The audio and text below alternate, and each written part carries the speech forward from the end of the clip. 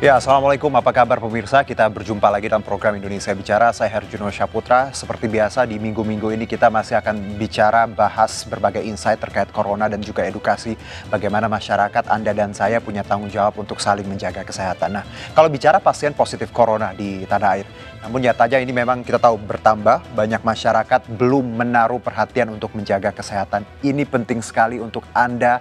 Lagi-lagi, this is not only about you, but somebody else, orang-orang yang kalian cintai di sekitar kita juga tanggung jawab kita. Nah, belum lagi kalau bicara rumah sakit rujukan, yang ini yang membutuhkan tambahan tenaga medis dan alat perlindungan diri atau APD. Dan malam ini Indonesia Bicara akan coba membahas hal tersebut dan kita akan saksikan terlebih dahulu tayangan berikut ini. Jumlah kasus COVID-19 yang terus melonjak membuat kebutuhan ruang perawatan menjadi sebuah keniscayaan. Sayangnya, saat ini jumlah ruang isolasi di rumah sakit rujukan relatif terbatas. Di RSPI Sulianti Saroso, Jakarta Utara, sebagai rumah sakit rujukan utama kasus COVID-19, saat ini hanya ada 11 ruangan yang tersedia. Dalam waktu dekat, RSPI akan menambah 15 tempat tidur lagi, sementara untuk perluasan tahap kedua, nantinya jumlah tempat tidur ditargetkan bisa mencapai 90 unit. Jika jumlah pasien COVID-19 terus bertambah, satu ruangan bisa digunakan untuk 2 pasien. Pihak RSPI telah berkoordinasi dengan Dinas Kesehatan DKI Jakarta untuk penambahan jumlah tenaga medis dan alat perlindungan diri seiring penambahan jumlah ruang isolasi. Untuk perluasan 15 tempat tidur ini, SDM dari RSPI masih mencukupi, tetapi kami minta tambahan tenaga dokter umum untuk membantu di pos pemantauan, ya. Tetapi nanti untuk tahap kedua perluasan sekitar 20 tempat tidur yang nanti total akan 90 tempat tidur, kita akan membutuhkan bantuan tenaga dokter, kemudian perawat, analis, farmasi, kesehatan lingkungan dan seterusnya. Hingga saat ini pos pemantauan di RSPI Sulianti Saroso telah menerima 1.134 permintaan pengecekan kesehatan. Pos pemantauan buka mulai pukul 7.30 hingga pukul 21 setiap harinya. Saat ini RSPI Sulianti Saroso tidak lagi menerima pasien umum selain kasus terkait suspek COVID-19. Antrian permintaan pengecekan kesehatan juga terjadi di Rumah Sakit Universitas Surabaya. Dalam sehari, pendaftar bisa mencapai 500 orang. Untuk itu kini pihak rumah sakit membatasi antrian pemeriksaan tes corona hanya 100 orang per hari. Warga yang diterima untuk tes kesehatan diprioritaskan bagi mereka yang mengalami gejala flu, batuk, dan sesak nafas. Juga mereka yang memiliki riwayat bepergian ke luar negeri atau orang yang pernah kontak dengan pasien positif COVID-19. Lantas bagaimana mekanisme penularan virus COVID-19 sehingga kita dapat lebih berjaga? Benarkah bahwa virus ini dapat bertahan lebih lama di udara?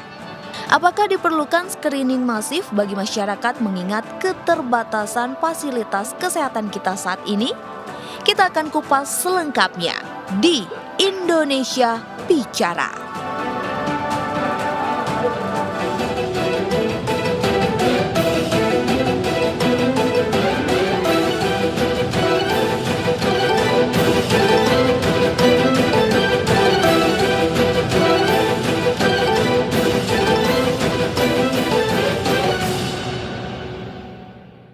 Baiklah, dan tema kita malam ini yaitu mencegah serangan udara corona, karena kita tahu ada kabar atau riset terbaru bahwa corona ini bisa bertahan di udara dalam ada hitungan menit bahkan jam. Nah, ini kita akan coba gali insight-nya dari pakar yang tentunya sangat baik untuk kita saling mengedukasi bagaimana lagi menjaga kesehatan. Nah, namun sebelumnya saya coba untuk perkenalkan narasumber saya apresiasi sekali beliau mau datang ke sini, karena kalau kita lihat kemarin beberapa kali Indonesia Bicara kita hanya mengadakan Skype seperti itu, dialog, karena memang beberapa narasumber tidak bisa langsung datang ke studio karena memang kondisi seperti itu, dan kami juga tidak memaksa seperti itu. Dan saya langsung dulu kita kenal-kenalan, ada Dr. Telly Camelia, SPPDKP. Ini beliau adalah konsultan paru penyakit dalam dari FKUI.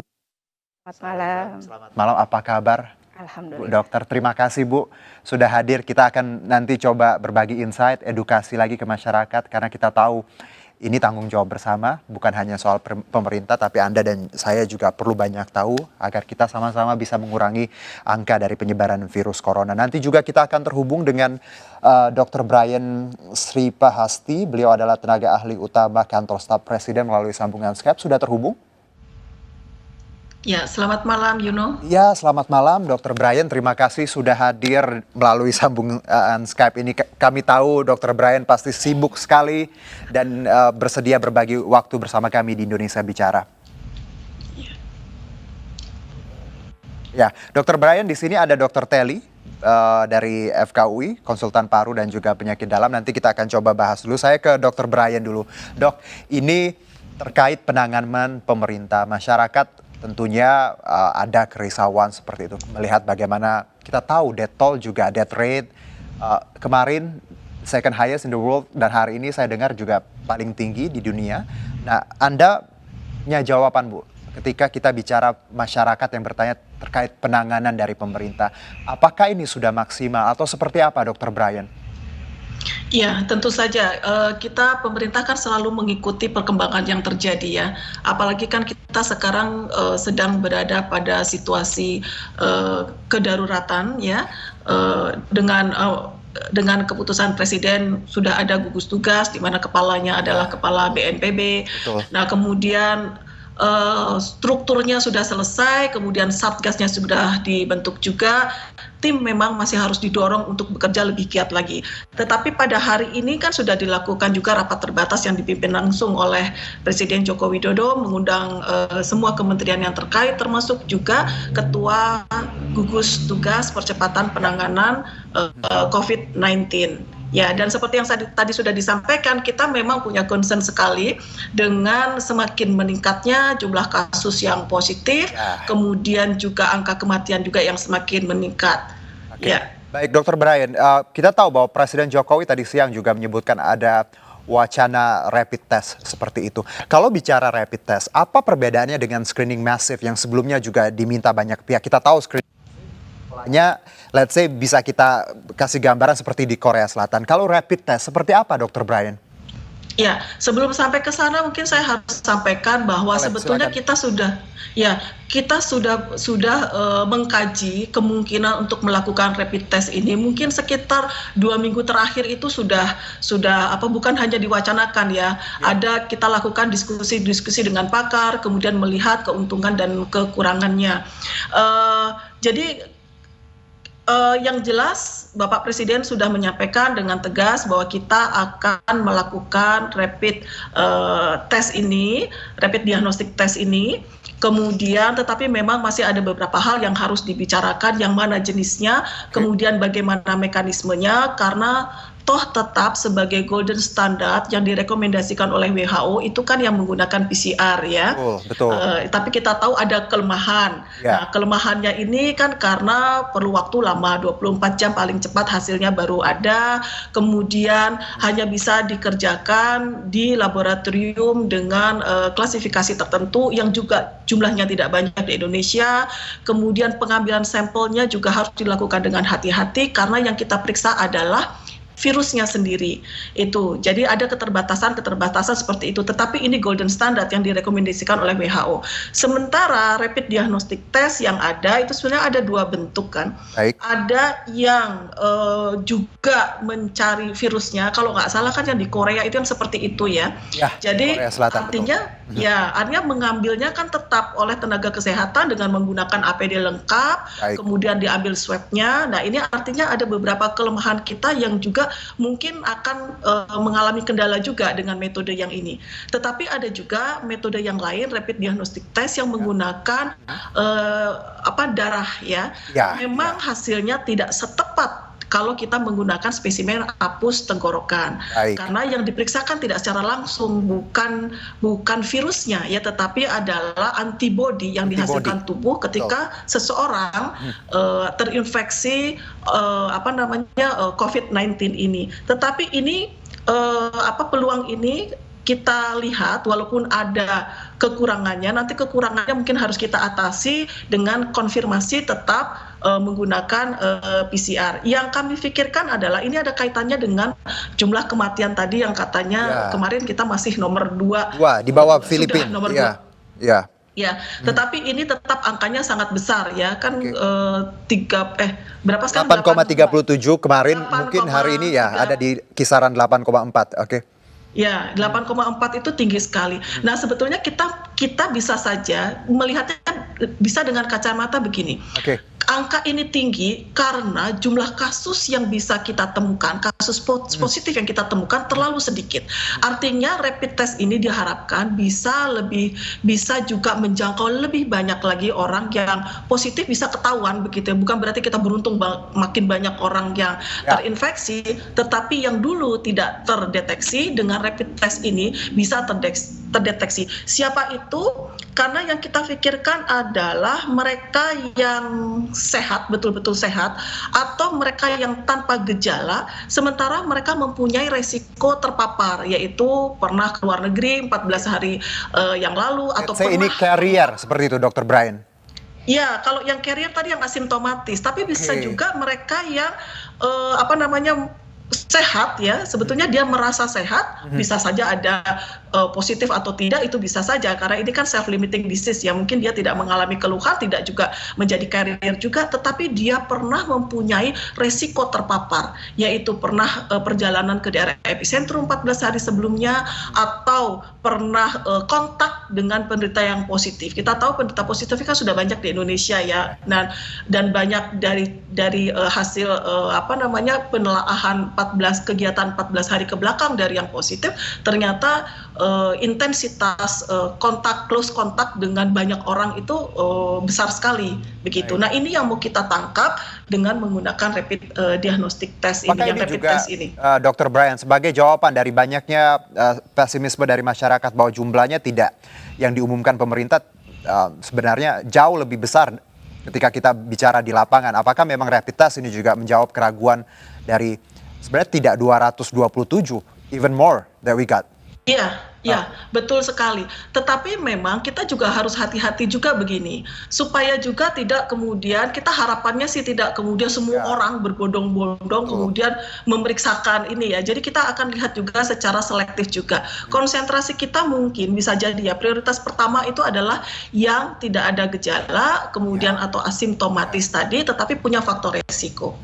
Oke, lalu option yang juga menjadi banyak desakan dari pihak, walaupun saya pribadi tidak setuju dengan lockdown karena ini punya resiko yang besar, apalagi Indonesia belum pernah punya pengalaman lockdown seperti Amerika dan negara-negara lainnya. Kalau dari pemerintah sendiri, any chance untuk lockdown atau ini mungkin last option, Bu? Seperti itu. Ya, begini, karena kita kan ini dengan adanya gugus tugas percepatan penanganan COVID ini, berarti kan kita sudah mengaktifkan mekanisme sistem respon ya. Nah, artinya kita sekarang memang masih berada pada tahap kesiagaan, tetapi di tengah-tengah itu ada yang disebut dengan contingency plan. Di dalam contingency plan itu kita harus sudah memprediksi beberapa skenario, termasuk skenario yang terburuk. Artinya kita memang sekarang tidak mengatakan bahwa kita tidak lockdown, tetapi kita sudah mempersiapkan skenario bahkan sampai ke skenario yang terburuk. Kalau itu terjadi, maka kita harus sudah siap. Nah, di periode kesiapsiagaan ini kita mempersiapkan itu. If the worst scenario happen, then we are ready. Kita tuh siap gitu untuk merespon itu. Karena pertimbangannya banyak ya, bukan hanya pertimbangan kesehatan masyarakat ya. We prepare for the worst, tapi kita juga tidak ingin itu terjadi ya. Betul, tepat sekali. Kalau bicara ini juga kita bicara beberapa hal yang sudah diterapkan, baik itu dari Pemda, beberapa daerah social distancing, work from home, ya ini kan himbauan, tapi tidak semuanya bisa melaksanakannya karena banyak masyarakat yang masih acuh tak acuh, ada juga yang memang harus bekerja, tim medis, teman-teman media seperti kami memang juga tidak mungkin untuk bekerja dari rumah. Pemerintah menyikapi kebijakan-kebijakan ini, apakah hanya akan sebatas himbauan? Karena kita tahu ketika bicara himbauan masyarakat kita ya seperti pengalaman minggu lalu sudah disebutkan bahwa social distancing, tapi malah tempat wisata Anyer rame, Bu. Gimana? Ya, ya, betul. Jadi kita juga mengamati ya, sebetulnya social distancing itu dari beberapa kajian-kajian ilmiah dikatakan bahwa social distancing itu sebetulnya efektif untuk memutus mata rantai transmisi penularan virus. Tetapi memang kata kuncinya adalah pada kepatuhan. Jadi dia efektif kalau orang patuh, gitu. Nah, kalau misalnya tidak patuh, ya artinya bukan social distancing kan itu. Nah, ini kita amati 3 hari terakhir ini kan itu diberlakukan hari Senin ya, kalau nggak salah ya. Ya, jadi udah masuk ke hari keempat sekarang ini. Nah, 3 hari ini hari pertama kayak saya lihat sih sudah semakin baik ya, artinya tidak seperti waktu hari pertama, tetapi masih belum optimal. Nah, oleh karena itu himbauan itu terus dilakukan karena untuk social distancing sendiri kan menjadi kebijakan dari pemerintah pusat. Bapak Joko Widodo sudah menyampaikan itu. Nah, kemudian tetapi pengawasannya, implementasinya lebih detailnya itu kemudian menjadi tanggung jawab kementerian lembaga terkait dan pemerintah daerah. Tapi kita akan terus evaluasi karena kita dalam situasi seperti ini kan kajiannya dilakukan setiap hari ya. Kajiannya setiap hari, aksi yang akan dilakukan hari ini sangat tergantung apa yang kita amati kemarin. Bahkan mungkin kalau emergency sekali itu pada saat pada saat yang terdekat. Apa yang saya sampaikan sekarang bisa jadi besok itu akan berbeda karena tergantung apa yang terjadi hari ini. Oke, Dr. Brian, saya akan ke Dr. Telly dulu di sini, konsultan paru penyakit dalam kita saya coba ke Dr. Telly.